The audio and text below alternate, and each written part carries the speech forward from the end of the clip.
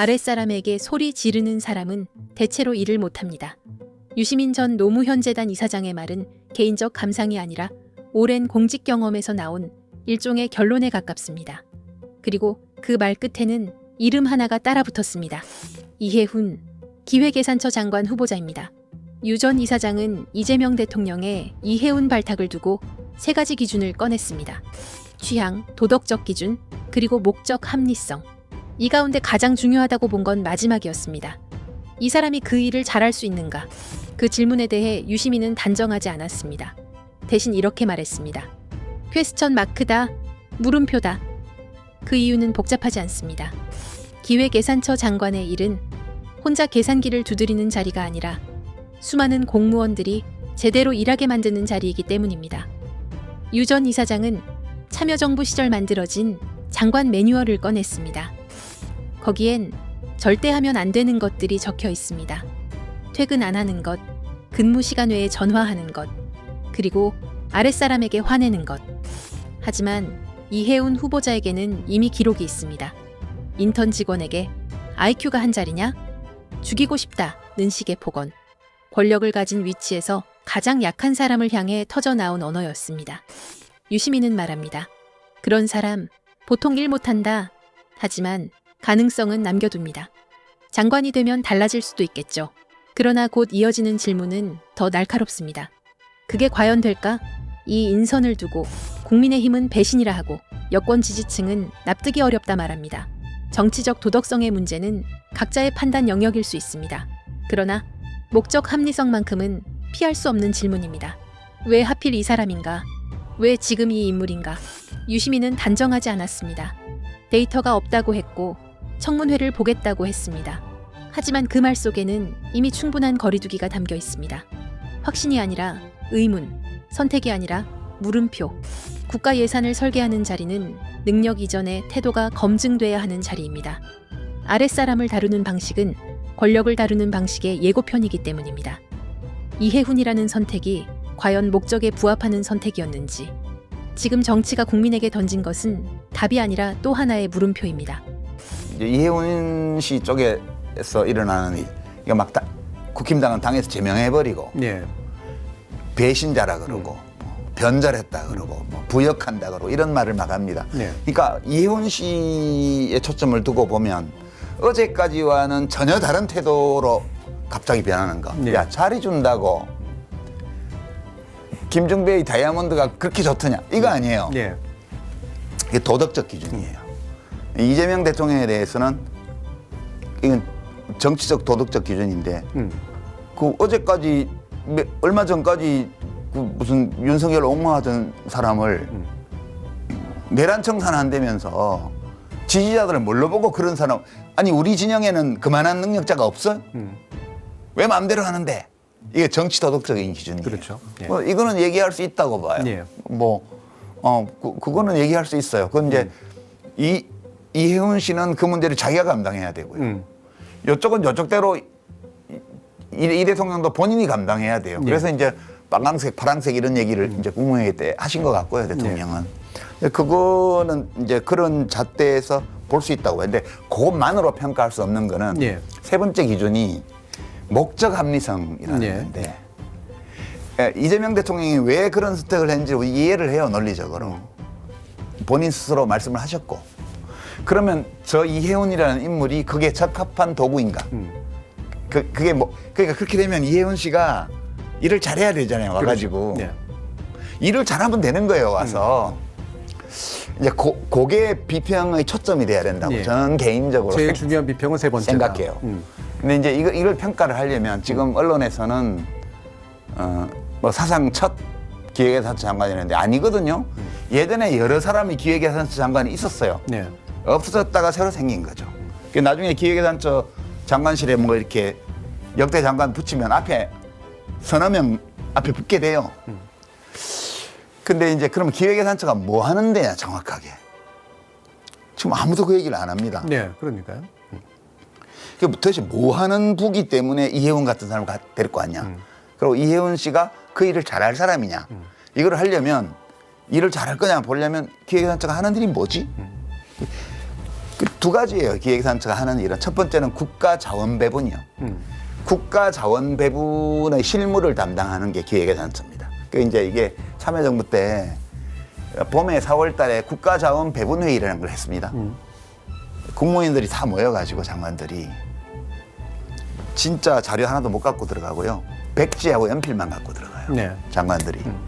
그 기획예산처 놈들이 와가지고 우리끼리 놈들이라 그래요. 예산처 놈들이 와가지고 네. PPT를 띄워놓고 설명을 해요. 거기서 돈을 더 가져가려면 그 주장을 해서 관철을 시켜야 돼요. 각 부처들이. 아무 자료도 없고 배석자도 없어요. 네, 네. 장관이 오로지 그거 보면서 문제 제기하고 토론하고 뭐 반박 나오면 다시 재반박하고 이렇게 해서 왜 이 돈이 부족한지, 그 돈이 얼마나 더 있어야 되는지, 뭐 때문에 그 얼마가 필요한지 이거를 얘기를 해야 돼요. 네. 그러니까 기획예산처는 우리는 이렇게 그림 그렸어. 그렇죠. 그렇게 얘기하면 그 장관들이 실링이죠. 탑다운 방식으로 복지부 얼마, 뭐 재경부 얼마, 농림부 얼마 이렇게 오는 거예요. 네, 네. 그건 실무적인 게 진짜 루틴한 일입니다. 네. 그 일의 주무부처라는 게 첫 번째고요. 그건 사실 그렇게 특별한 능력 필요 없어요. 대통령이 이쪽 늘려 저쪽 늘려 이쪽 줄여 이렇게 하면 그거 맞춰서 가는 거예요. 두 번째가 이제 더 중요한 건데 두 번째는 예산 편성과 집행, 예산 사용의 효율성을 올리는 거예요. 네. 이게 되게 묘한 건데 다 공격합니다. 이제 그 전에 20년 전에 기획예산처를 보면 기존의 부처들이 하고 있는 사업 중에 문제 사업 있잖아요. 네. 문제 사업을 다 PPT 띄워가지고 이거 문제야. 이거 어떻게 할 거야? 언제까지 할 거야? 이거를 물어봐요. 그러니까 네. 국가재원배분회의를 가면 그 디펜스 하는 게 어마어마하게 힘듭니다. 하지 디펜스 말았어야 못하면 했거나 또는 지나치게 비효율적이거나 또는 중첩되어 있거나 뭐 이런 거겠죠. 예. 그러니까 뭐 농림부하고 복지부하고 뭐 농어촌 특별회계 관련해서 뭐 농어촌에 뭐 건강보험료 지원하는 뭐 예산 뭐 이런 거 있어요. 근데 네. 그러면 이거를 서로 간에 막 밀고 당기고 이렇게 날립니다. 그렇죠. 그러면 어느 부처에서 떼서 저쪽으로 넘기고 그 대신에 저쪽 거는 떼서 이쪽으로 붙이고 뭐 이런 작업들이에요. 근데 그게 합의가 안 돼요. 그러니까 맨날 장관들끼리 치고받고 싸워요. 이제 거기서 그 문제 딱 붙여놓고 한쪽 장관이 밀리면 그냥 날아가는 거예요. 그게 쌀벌했습니다. 그 재원배분회의라는 게. 근데 네. 그때 그거를 주도하는 게 기획예산처예요. 만약 이재명 대통령께서 20년 전의 기획예산처 참여정부 시절에 그 시스템을 참고를 한다면 틀림없이 그 업무를 맡기는 거예요. 그러니까 팟캐스트리고 온 거죠. 네. 제가 추측하기에 저는 특별한 정보는 없는데 이게 장관들 막 정치인이 반이잖아요. 네. 맺고 끊고 탁 하기가 어려워요. 네. 네. 그래서 안면 몰수하고 그 일을 할 수 있는 사람이 필요합니다. 지금. 이쪽 계열에 있는 사람들끼리 서로 아름아름하니까. 그렇지. 어. 그래서 제가 추측컨대 그래서 어느 부처를 쓸까를 하다가 그리고 이제 보수 쪽이 원래 이 예산 집행의 효율성을 제일 중시하는 집단이에요. 네, 거기가. 그렇죠. 네. 그러니까 충돌이 많이 생기겠지만 일종의 그 항알레르기 약품 투입하듯이. 근데 저는 그거는 괜찮은 발상이라고 생각을 합니다. 네. 그게 일종의 브레이크거든요. 네. 한쪽에서 늘리고 싶어 하는데 이쪽에선 일단 무조건 반대로 하는. 그러니까 브레이크를 강력한 브레이크를 하나 갖다 놓으려고 한 거예요. 네. 그리고 정치적으로는 이게 통합 이미지도 있고. 근데 이제 이혜훈 씨가 그 일을 잘할 수 있는 사람인가에 대해서 저는 퀘스천 마크, 예. 예. 물음표예요. 왜냐하면 기다 아니다 판단할 수 있는 지표가 없어요. 아니 물론 장관 해보기 전까지는 잘할지 못할지 몰라요. 저도 장관 갈 때 엄청 전문성 없다는 비난 엄청 받았고요. 예. 그다음에 뭐 그랬습니다. 그러고 말 싸가지 없게 한다고 막 여당에서도 반대가 많았고 해보기 전까지는 모르는 거거든요. 국무위원은 사실은 위상이 장관은 국무위원이잖아요. 국무위원 중에 국무위원 청문회입니다. 국무위원 중에 특정 부처를 맡기는 거거든요. 예. 구조는. 그러면 그 국무위원은 그 장관은 국무위원으로서 국정 전반에 대해서 다 의견 개진할 수 있고요. 국무회의에서. 그리고 그 분야에서는 대통령의 대리인이에요. 그러니까 대통령이 그 중첩된 업무 통폐합하고 그다음에 효율성 떨어지는 사업들 정리하고 그 대신에 이러이러한 꼭 필요한 신규 사업들 하고 이렇게 구조조정의 방침을 딱 주면 그 구조조정 방침을 가지고 가서 관철할 수 있는 실무적 능력이 있냐 이게 핵심이에요. 네. 근데 저는 판단 못 하겠더라고요. 근데 저는 뭐 이혜원 씨하고 개인적으로 대화를 나눈 적이 한 번도 없습니다. 네, 같은 선후배 사이긴 합니다만. 그거는 아무 의미가 없죠. 예. 그거는 뭐 저는 뭐 그런 거는 진짜 의미 없다고 봐요. 서울대 경제학과 출신이라는 거는 그냥 입학시험 잘 봤다는 거지. 그것이 그것은 미국 가서 뭐 하겠다고 그런 사람 한둘이에요. 그리고 이제 이혜원 씨 논문이 뭔지는 제가 안 봤지만 뭐 되게 뭐 총리 제안 받았는데 내가 뭐 문자도 읽고 씹었다라고 하는 어떤 분은 그분의 박사학위 논문을 보면 예.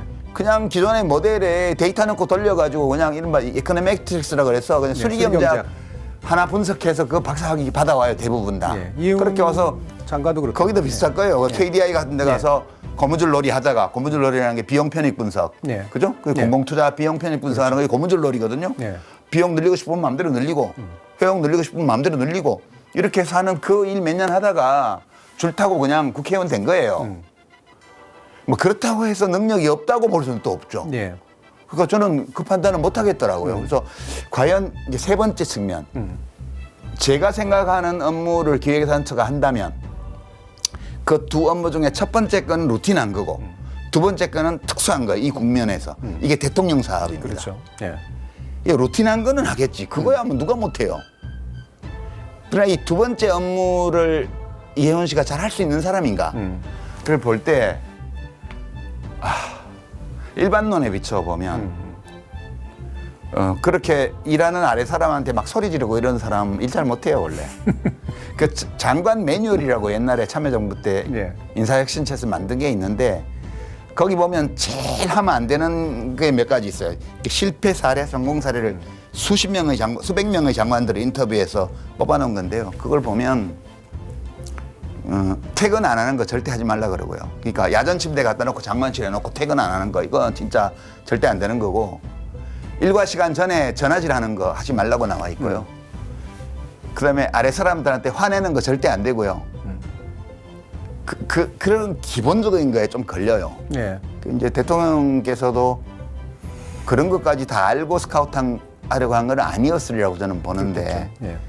장관은 자기가 일을 하는 게 아니고요. 장관의 일은 공무원들이 일하게 만드는 게 장관의 일이에요. 근데 인턴 직원한테 막 괴성 지르는 그런 물론 장관 되면 다르게 행동할 수도 있겠지만 그 될까 이게? 그러니까 요 이혜원을 픽한 것이 목적 합리성이 있는 선택이었을까에 대해서 저는 데이터가 없어서 기다 아니다 말을 못하고 지금 네. 의문부호를 붙이고 청문회를 봐야 되겠다. 예.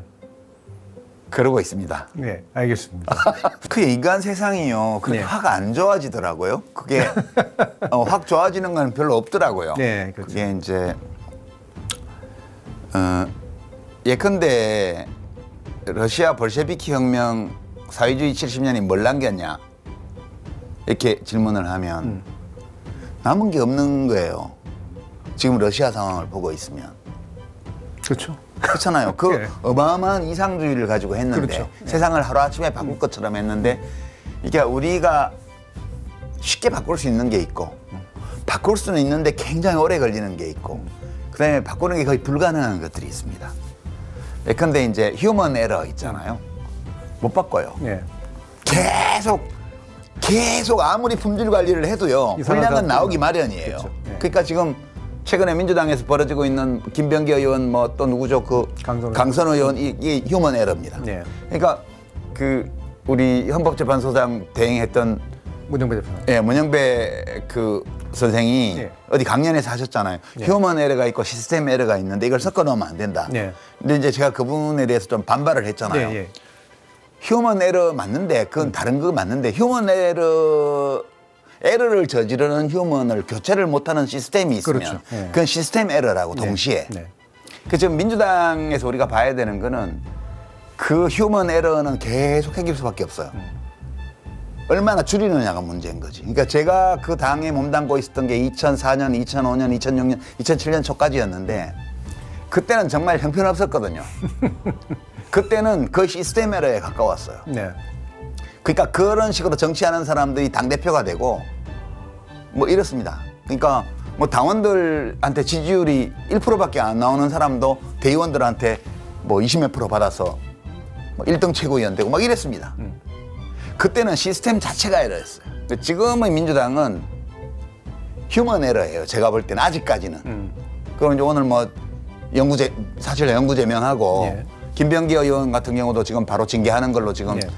하고 있고, 그러니까 휴먼 에러에 대해서 정확하게 대응하는 시스템은 괜찮은 시스템인 거예요. 예. 이 대응이 안 되면 이것이 시스템 에러입니다. 그래서 민주당이 지금 어느 쪽인가 보면 지금 이것이 시스템 에러가 아닌 휴먼 에러로 끝내기 위해서 시스템을 손봐야 돼요. 지금 그 시스템 어디 손볼지를 지금 판단해야 되고요. 지난번에 뭐 1인 1표 도입하는 그 당규 개정안 그거에 투표 안 하는 방식으로 해가지고 그거를 투표한 사람은 압도적으로 찬성을 했는데도 제적 3분의 2가 안 돼가지고 부결되고 이런 거 있잖아요. 네.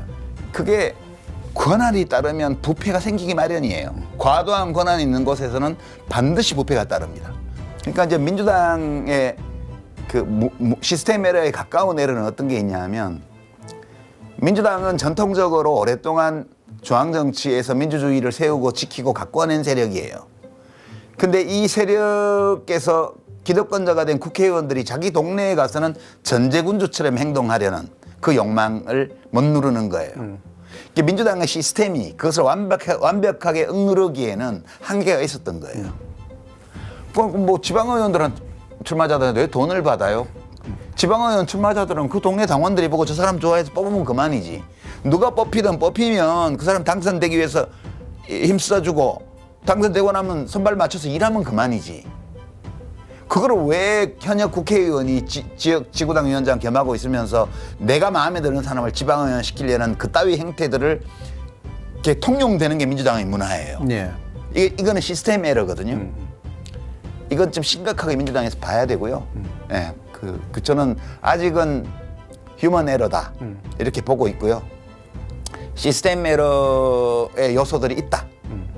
그 시스템 에러를 제거하기 위해서 최선을 다해야 된다. 지금 민주당은. 예. 저는 계속 불안했어요. 민주당이. 네, 조마조마하신 부분이 예. 있으셨던 거죠. 예. 불안했어요. 예. 계속. 그게 사람은 누구나 다 그런 욕망에 휘둘릴 수 있기 때문에 그래서 시스템이 필요한 거거든요.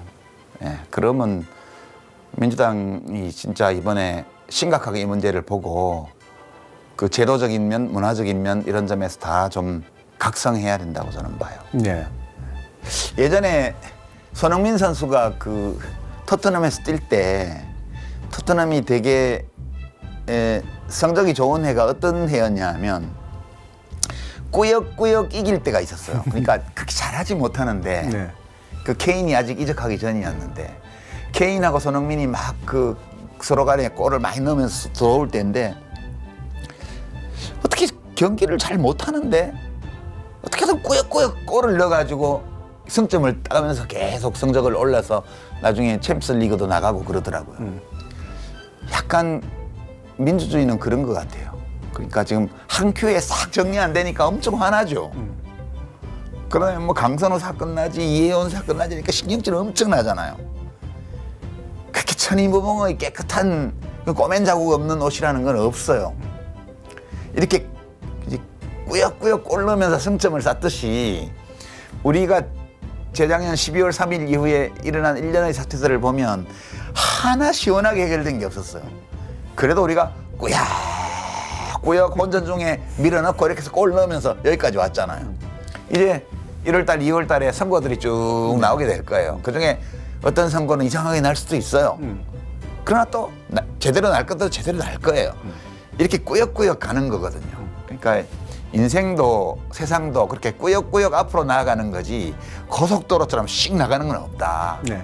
그러니까 지금 이것이 짜증난다고 생각하시는 분들은 입장을 한번 바꿔놓고 생각해 보셔야 돼요. 저쪽 입장에서. 그렇죠. 죽을 노릇이죠, 거기는. 그러면 마음 위로가 많이 될 거예요. 예. 그래서 우리는 꾸역꾸역 경기가 안 풀릴 때도 어떻게든 크로스 올리고 박스 안에 들어가고 이렇게 해서 혼전 중에 발끝을 뒤밀어서라도 한 골씩 넣어가면서 앞으로 나간다. 예. 그렇게 막 메시가 골 넣듯이 그렇게는 잘 안 돼요. 예. 그러니까 그렇게 생각하시고 여기까지 온 것만 해도 감사한 일이고 또 앞으로도 그렇게 꾸역꾸역 골 넣으면 소리는 갈 거야. 이렇게 생각하고 그렇게 갔으면 좋겠어요. 잘 될 거예요. 네. 예.